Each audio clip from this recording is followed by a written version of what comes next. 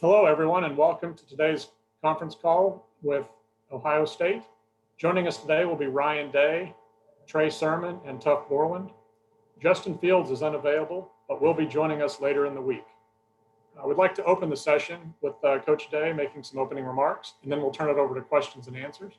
If you like to ask a question, please use the raise hand function. We will be calling on you one by one. Thank you. Coach Day.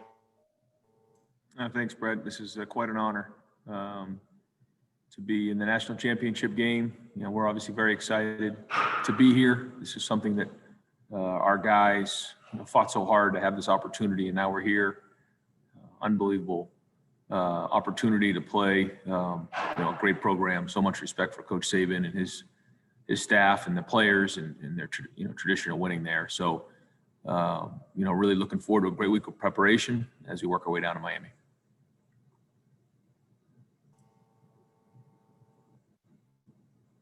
Thank you, Coach. We'll begin the question and answers today with Bill Rabinowitz. Bill, you're up. Hi, Ryan. After the game, you said you didn't know the extent of Justin's injury after it happened, but that he said he didn't feel he had any chance but to return. I think what you meant is that Justin himself wanted to play so much that he felt he had no choice to return, as opposed to pressure imposed on him by anyone else to get back on the field. Can you clarify that, as well as what the medical protocol is for players who've been hurt to be cleared to return? And of course, how is Justin? What's your level of confidence he can practice and play? Sure. I mean, I think when you first off, saw the way that Justin finished the game, it was remarkable. I mean, I thought that was one of the gutsiest performances I've ever seen in person. And, it was like any other situation that was certainly high profile to see it all go down. But, I leave all that stuff up to the medical, our medical people who are the best in the country. And, Justin's such a competitive guy. He wasn't going to come off the field, and that's just the way he's wired. You're going to have to pull him off the field. And, it was pretty amazing performance. And, it was good the next day. He actually, his comment to me was that, he felt better waking up in the morning than he expected. So, we'll keep working through the week and, have a great week of preparation, get ready to play on Monday night. Next up is Dennis Dodd. Dennis. Hey, Ryan. How do you explain, Justin going from, at least statistically, his worst game of his career to his best? And then along with that, can you even share with us if the ribs are broken or anything, or how bad are they? So I think when you look at the Northwestern game, there was a lot at play there. First off, Northwestern's very, very good defensively, and they make things hard for us. And we were just a little off in a certain area, and that's all it takes, is to be a little off. And I think, too, it got us out of rhythm a little bit that, Chris was out, Jackson was out, and that threw us a little bit off rhythm. So I think it's a combination of those things. And then to turn around and play the way he did, I think that shows, again, his competitiveness when we started to hear some rumblings and about the fact that he didn't play very well. And I know that bothered him, and it took a couple of days to recover from. But that's part of being a quarterback. And I think that's part of learning as a quarterback, is overcoming adversity. And the truth is, he really hasn't had a lot of adversity. This is somebody who's had a lot of success throughout his career. He's very, very talented and very, very smart. And so when you look at the great quarterbacks, they all have to overcome that adversity. And so as we talked after that game, this was just another step in his journey. And what really matters is how he returns and how he recovers. And I thought the way he played in the game was excellent, but it was more important, like you're saying, he played coming off of that, that game that he felt like he didn't play great in. And that's a sign of great growth as a quarterback, which was huge. Next up is Andrea Edelson. Andrea. Ryan, just as a follow-up to what Dennis asked, can you tell us the specific injury that Justin has and whether you expect him to play? Yeah, I definitely expect him to play, but yeah, we don't get into specifics on injuries. We give our availability report at the end of the week, and that's always been our policy. Okay, as a quick follow-up on a different topic with Trey Sermon and his emergence, I think you said after the game that it started around Michigan State that a light switch came on for him. Why do you think that was? Because you said maybe early on he wasn't making the type of impact perhaps that you all expected. Why was it then that something changed for him? Yeah, I think that's a great question for him. I don't know if he'll be able to give a great answer there, but I think there's a couple things at play. One, he didn't have the lead up like a normal, running back would have going into the season because of the lack of the preseason. Came in during the summer, didn't have that lead up like he typically would, and then he was coming off of the injury. And again, those are the two things I use. I don't know if he would say that or not, but I look to those two things as so. And then also our run game is a little different than what he was used to. He was also splitting time with Master, and so when he started getting more at bats, he started to get more runs, got into a rhythm of the game, and I think now you're seeing the best version of Trey. And the best part about Trey is when all that was going on, he never came into my office, never complained, never said I need more carries, none of that stuff. Just kept his mouth shut and kept going to work. And I think that's what's the best part of this whole story is that he just kept going every single day to work and never said anything about it. And now he's playing at a high level. I mean, it's really remarkable what he's done. Over 500 yards in two of the biggest games of the year. And, he has a chance to go down in Ohio State history as one of the best runs ever. If he can have another performance in this game like he did the last two. So hats off to him. But I think a lot of it has to do with our offensive line, our tight ends, and our running game as well. Next up, Ralph Russo. Ralph? Hey, Ryan. Thanks for doing this. I wanted to ask you about, clearly the passing game is exploding. And because of that, wide receivers become more important just because you're throwing more. But is there more to it that way? It seems like now you cannot have a great team without really great receivers. You see Devontae and then your guys, Olave and Wilson. How has that position sort of evolved to the point where it seems like it's become maybe the second or third most important position on the offense? I mean, it's very important. I think that the emergence of 7-on-7 has increased the skill level of a lot of receivers and quarterbacks. And, they get the ball in the perimeter a lot faster than maybe they did 10 or 20 years ago, spreading the field horizontally and vertically. And we're always looking, for ways to create explosives. And the easiest way to create an explosive is to throw the football.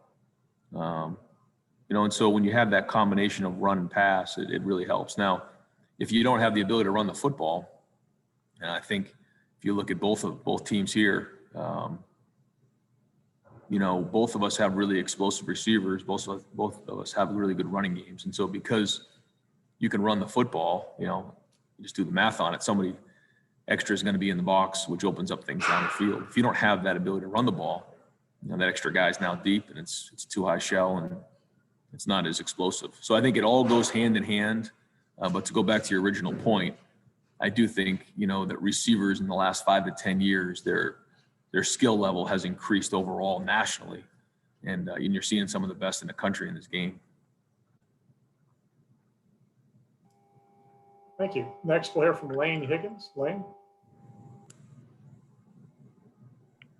Thanks, Coach.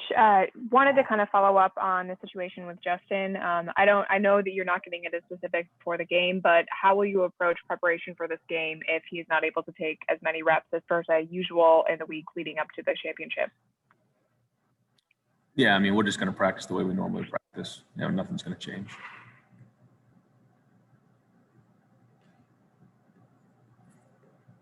Next up is Dan Hope. Dan?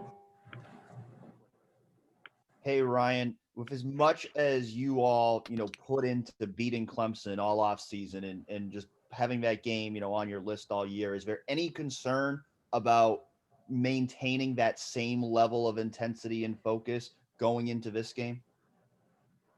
Well, the goal was never just to beat Clemson. The goal was to win the national championship.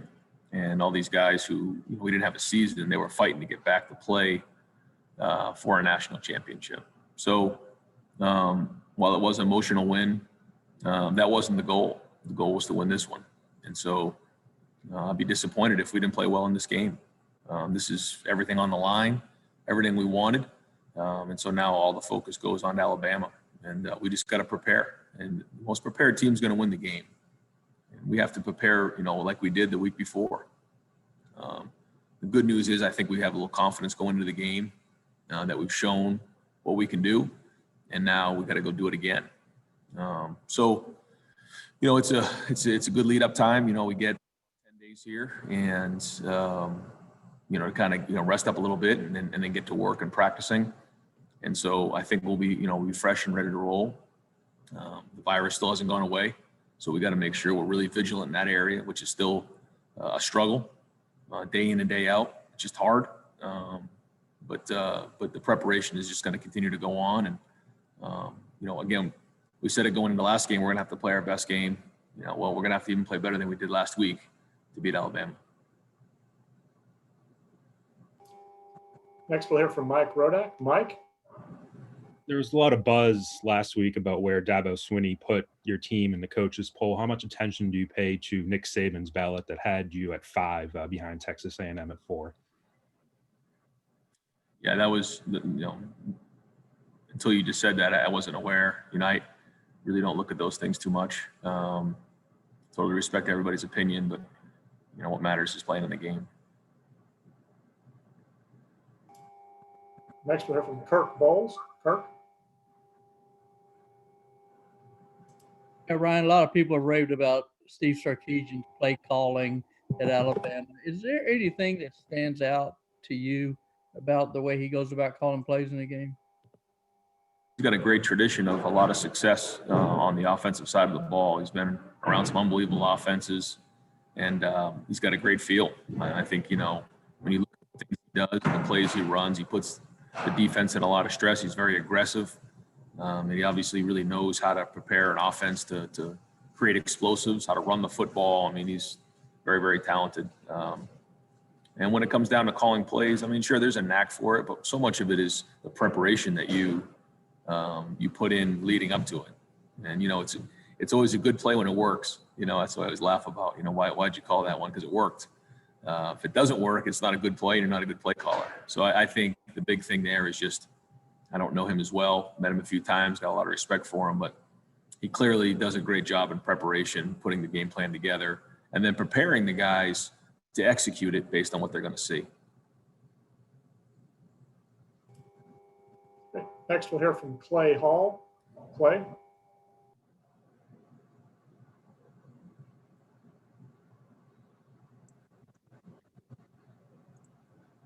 I don't have an unmute. I don't know where it is. Can hear you now, Clay. You're on, Clay. Beautiful. Thank you. Thanks for hanging in there.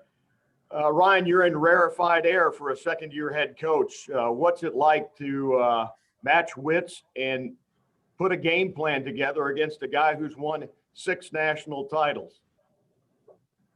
Again, nothing but the utmost respect for Coach Saban and his staff. Anytime you get to this level, you got to be on your game, and you're going against the best in the world. And certainly Alabama is, and Coach Saban's career speaks for itself. Watched him win a lot of national championships, and so again, nothing but the utmost respect. But when you get to this level, it's going to be hard, no matter how you shake it. You got to be on top of your game, and you got to really do a great job of getting the guys prepared, playing at a high level, and that's what we're going to focus on. Thanks. Have time for just a couple more. Next up will be Bill Landis. Bill? Hey, Ryan. Your offensive line has seemed to really grow here over the last couple of games, which is kind of remarkable considering you've only played 3 in like 40 days. And in all 3 of those, you had a different starting 5. Just how have they been able to do that given sort of all those challenges and different circumstances? I think it goes back to practice, and that's the thing that we spent a lot of time talking about, was that because we weren't playing in as many games, we had to practice really hard. We had to practice against each other. The D-line had to go against the O-line, the ones versus ones. And that was the only way that we were going to get better fundamentally. It wasn't always so much a schematic deal. It was more about getting pads down, hands inside, running feet, all the things that come with that. And that's just the guys up front. Linebackers, tight ends are the same way on the perimeter. And so that was the only way we could do it because we weren't playing in those games. And so I attribute it to practice. which our guys did a great job of. And you got to give a lot of credit to the guys. You got to give a lot of credit to the position coaches for getting them ready. And our final question for today for Coach will be from Steve Hummer. Steve?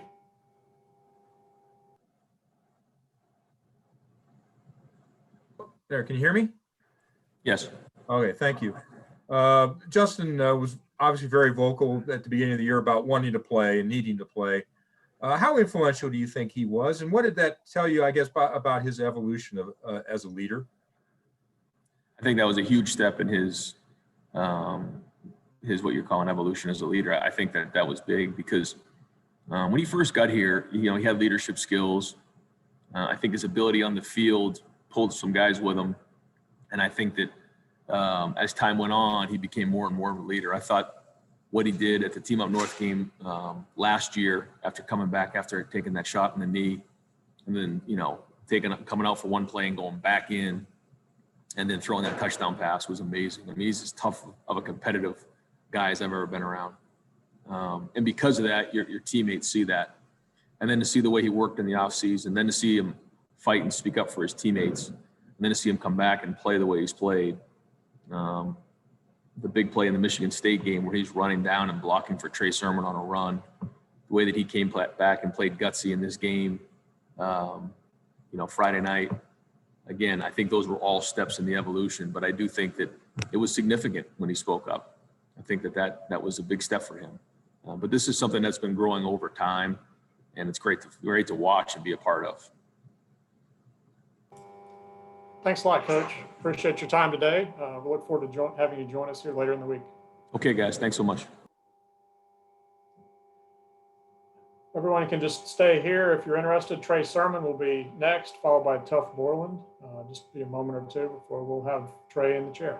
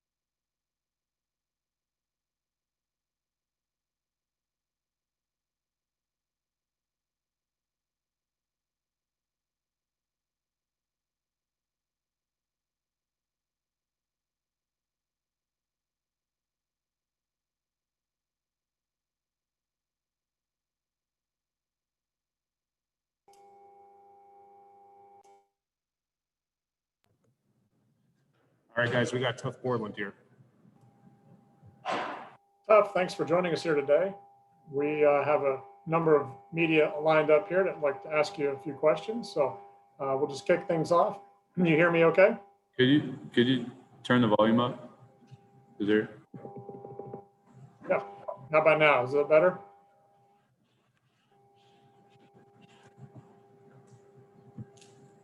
How about now? Can you hear better now, Tuff? I think it's right. How about test now? 1, 2, testing. Got 1, it. 2. Got it. All right. Yeah. Great. Well, we will kick things off. As I mentioned, we have a number of media lined up here, so we'll kick things off with Pat Murphy. Pat?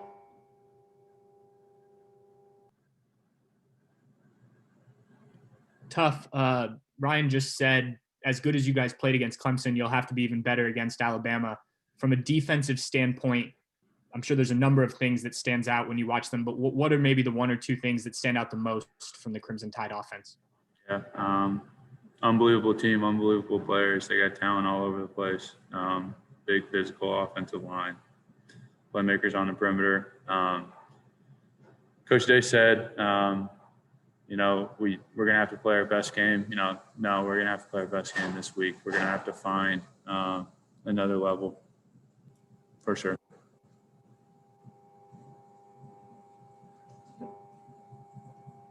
Next, we'll hear from Bill Rabinowitz. Bill?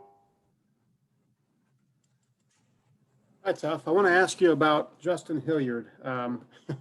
You guys have both overcome a lot, and he's overcome even more than you have. Can you just kind of speak to his journey and what it means to everybody on the team to see him succeed the way he has, and just how well is he playing right now? Yeah, he's a guy that's pretty much seen it all, the good, the bad, the ugly. He's seen it all. He's fought through so much on and off the field, and to see the success that he's having, it's awesome.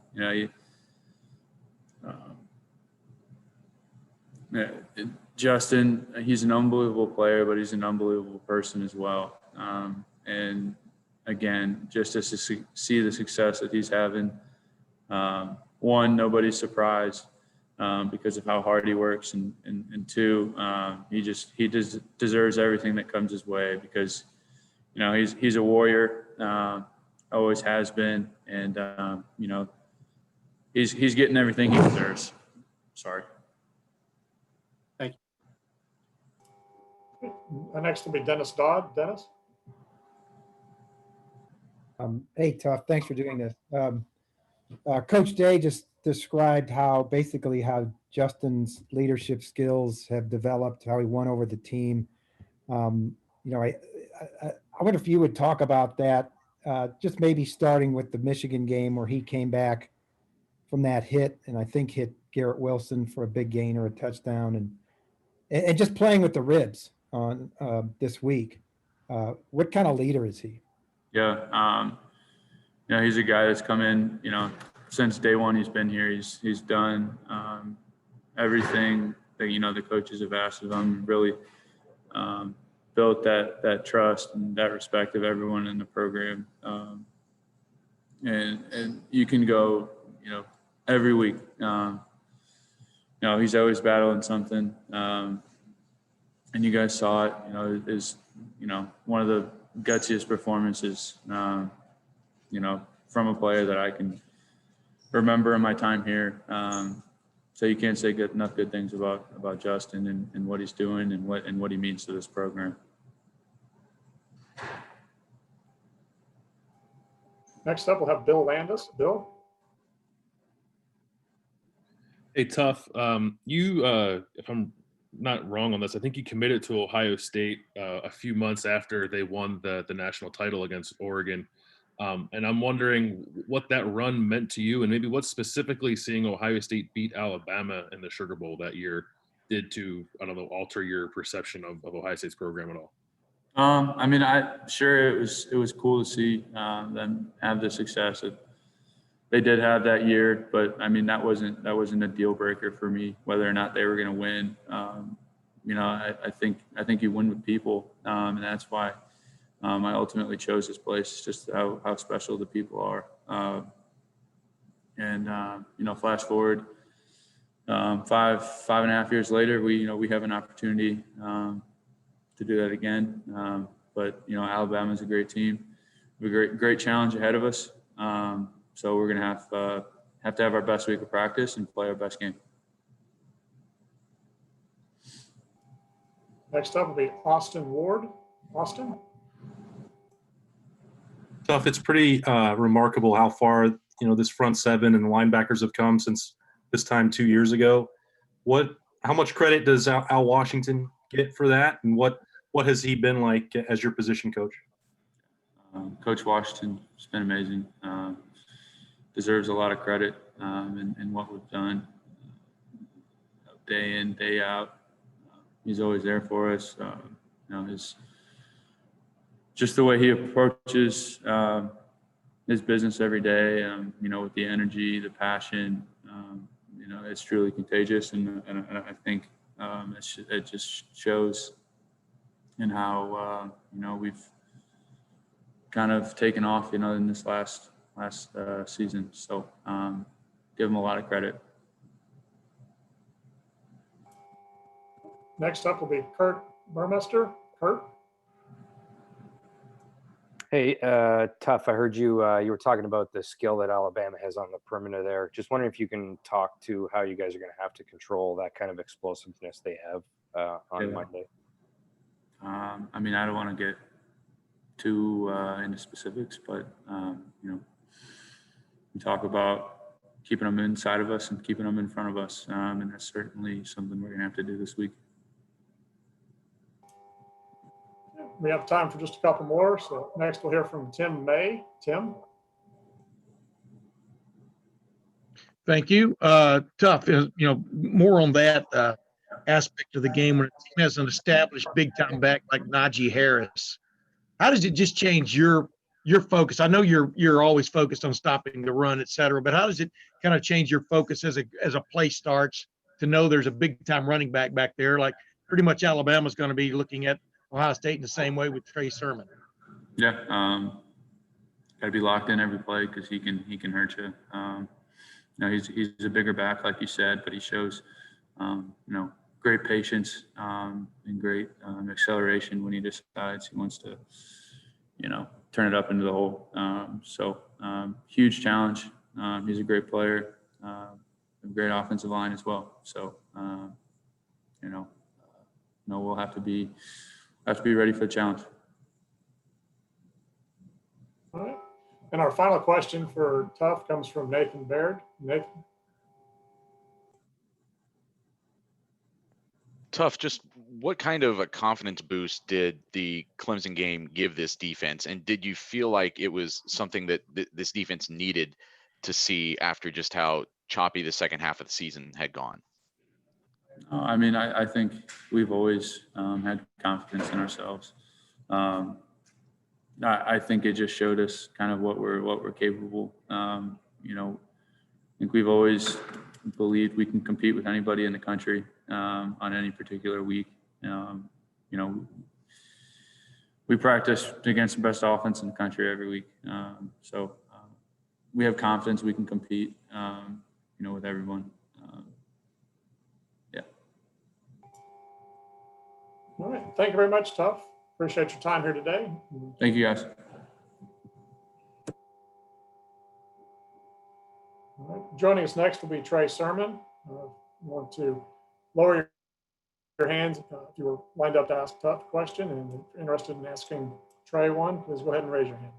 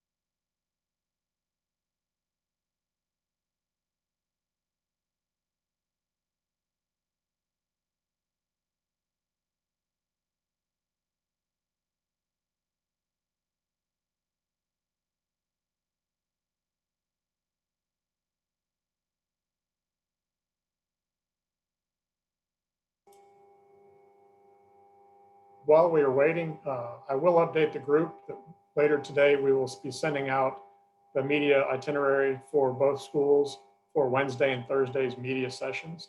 So please be on the lookout for that email from the College Football Playoff. The Wednesday and Thursday media days for the two participating teams.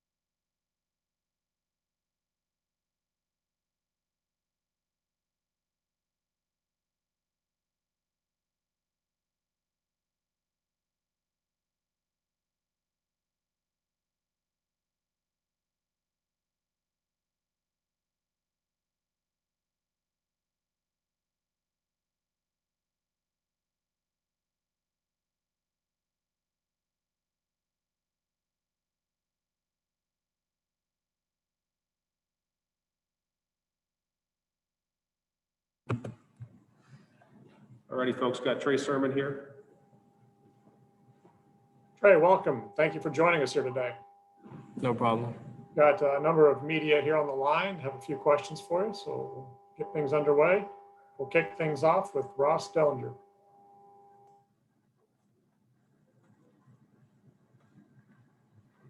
Hey Trey, can you tell us about that smirk into the ESPN camera that that was caught on the camera there? Just looking at the replay, and once the call got reversed, I kind of smirked because I didn't really think I was down, and then once I kind of saw my knee hit the ground, I was just like, I just barely touched it, but it was funny. Next up, we'll hear from Andrea Adelson. Andrea? Ross took my question, but I'm glad I have a second one. Trey, Coach said that something changed in the Michigan State game for you, just in terms of things coming together. Can you just explain why perhaps the light switch went on for you in that game and how you've been able to put together these last two? I just wanted to be able to contribute more and just make the most of my opportunities. I felt like before, I just wasn't playing my best. So, it just kind of started in practice. I just started practicing, a lot harder than I was, just trying to just do whatever I can to just help myself improve.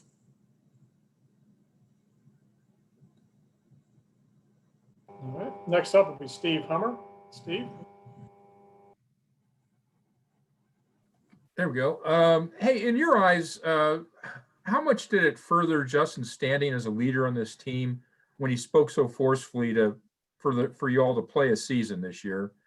And then did he take it to a whole other level in a game like the semifinal? Wait, what did you say? I couldn't really hear you. Oh, there. I'm sorry, my internet's a little bulky here. Well, we'll just leave it at the how much in your eyes did he grow as a leader when Justin spoke so forcefully to play for a season this year? He's grown a lot.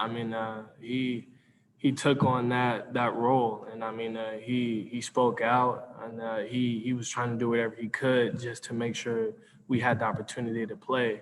And that just shows what type of guy he is. And everybody on this team respects him, and we know he's a great player. And he just kind of took on that role, and he's been doing a great job. Next up, we'll hear from Kirk Bowles. Kirk? Yeah, Trey, I'm curious if you would compare your hurdling skills with Najee Harris, and if you were a former track guy, and if you could go in your decision on why you did choose to leave Oklahoma. I just wanted a better opportunity for myself, and I felt like it was just a good fit for me to come here.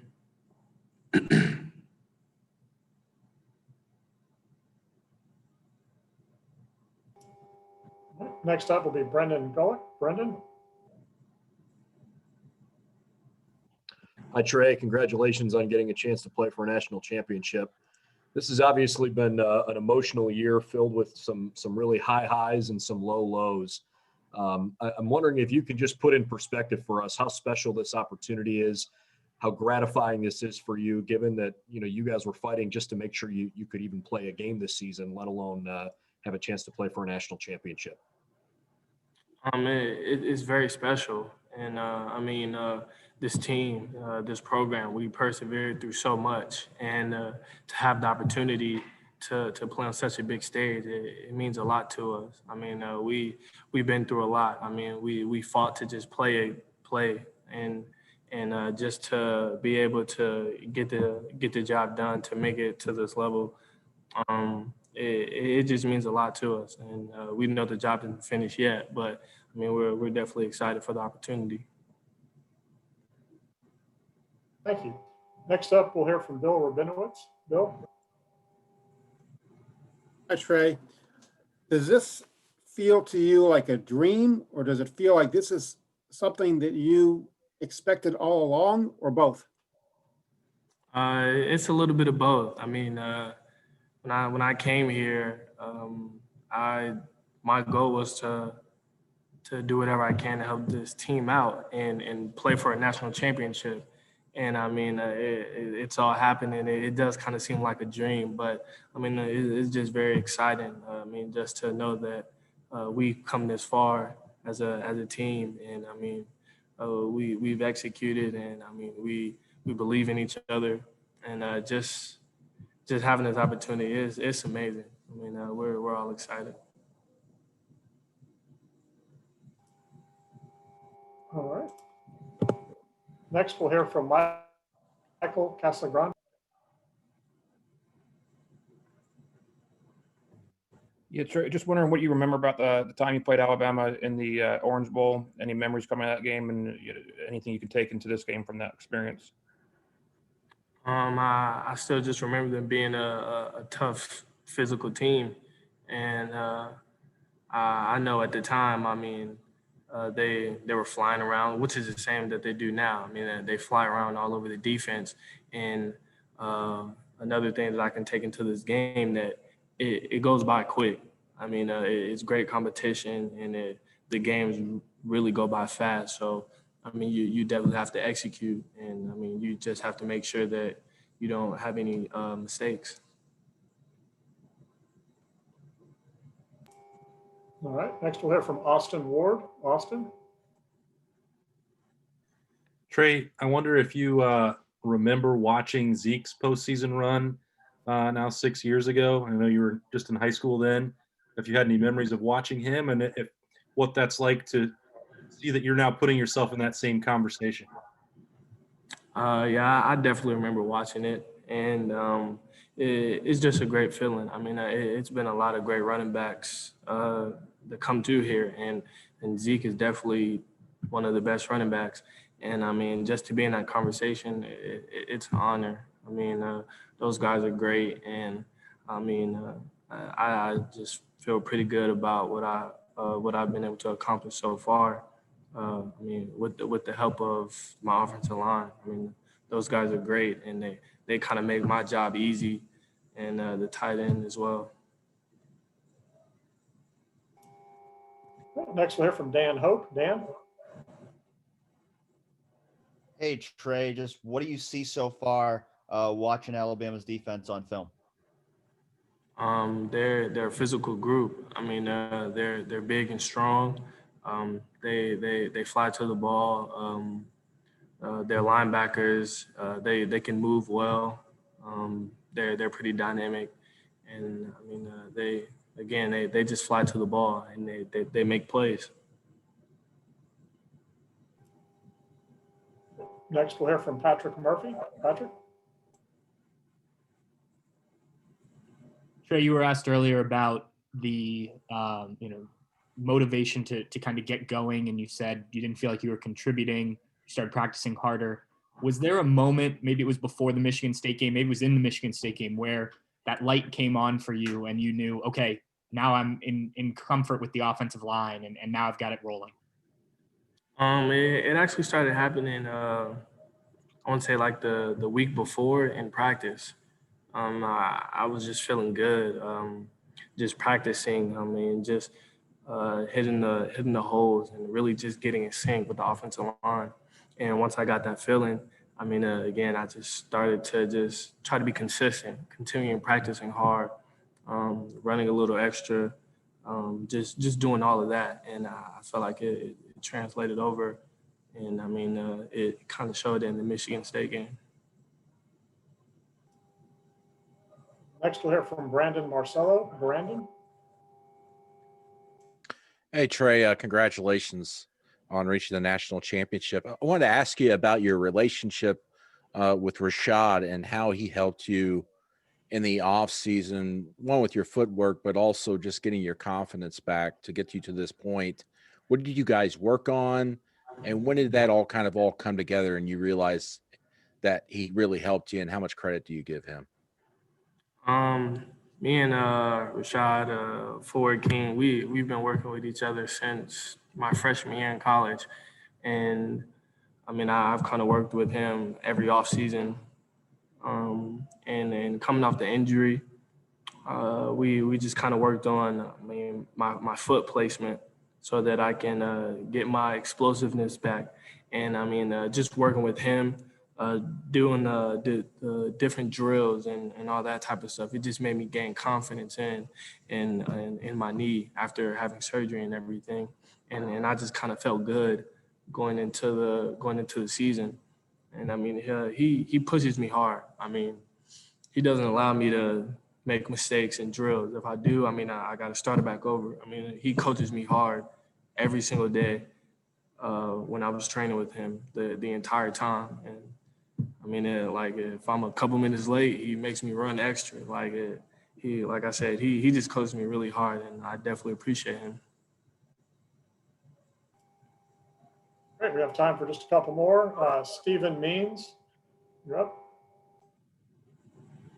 Hey Trey, can you just take us back to when you actually got here and just what the last 6 months have been like? You get here thinking you're going to play for a team that's going to compete for a national championship, and then all of a sudden you're not playing, and I don't know what those emotions were like, and then how the season has kind of progressed for you. Like, when did you start to feel comfortable around your teammates? How has this last 6 months maybe gone for you as a transfer who didn't have maybe a normal season? It was pretty rough in the beginning. I mean, just coming here and not being able to be around everybody, and then everything gets shut down and then picks back up, and it was pretty rough. And I mean, the guys, I mean, they welcomed me in from day one. So over time, I mean, of course, I've gotten more comfortable with those guys, and I mean, now, I mean, they're my brothers. I mean, they care about me a lot. They push me to be better. I mean, every day in practice, and it's a good feeling that I mean, everything started to progress as the season went on. And I mean, we're all playing well, and I mean, we got to where we wanted to get to. So I mean, everything turned out pretty good. Now we just got to finish. Did that maybe getting comfortable as things kind of progress maybe kind of help you on the field and maybe some of the frustrations you were having there? Yes, I think so. I mean, just getting closer with the guys. I mean, on the offensive side of the ball, knowing that I can trust them. I mean, they're gonna do their best for me, and I'm going to do my best for them. I feel like it contributed as well. Who was like major in that, I guess? Like one of the first people that you reached out to you? Really, it was just a few people. I mean, it wasn't really just one person at once. I mean, I built a relationship with really all the receivers. I mean, my offensive line as well. So, I mean, just kind of continuing just talking with those guys, and I mean just hanging out with them. I mean it just helped our relationship grow, and then I mean you can see on the field. I mean they fight for me, and I fight for them as well.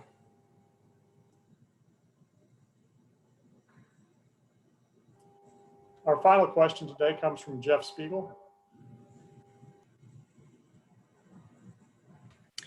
Hey Trey, it sounds crazy that Ohio State's got something to prove in this game because you guys have won so many football games over the years, this program has. But considering the fact that, you know, Dabo Swinney ranked you guys 11th, Nick Saban ranked you guys 5th, how big is the chip on this team's shoulder right now? We have a pretty big chip on our shoulder. I mean, we just feel like we're one of the best teams in the country, and I mean we just try to go prove that every time we step on the field, and we all believe in each other. So I mean, yes, we have that chip, and we play with it. Great, thank you very much, Trey. Thank you.